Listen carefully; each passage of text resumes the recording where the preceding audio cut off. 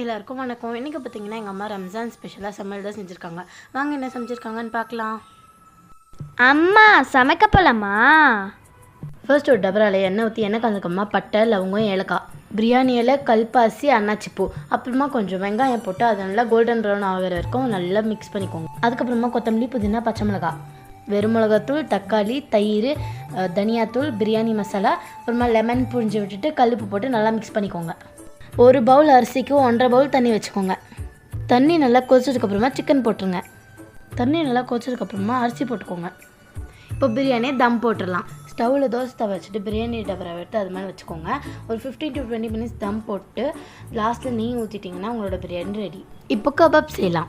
சிக்கனில் கபாப் மசாலா இஞ்சி பூண்டு பேஸ்ட்டு கார்ன்ஃப்ளவர் மாவு தயிர் அப்புறமா முட்டை போட்டு லெமன் போட்டு உப்பு போட்டு மிக்ஸ் பண்ணிக்கோங்க. ஒரு கடாயில் எண்ணெய் ஊற்றி எண்ணெய் கலந்ததுக்கப்புறமா மிக்ஸ் பண்ண சிக்கனை போட்டு எடுத்துக்கோங்க.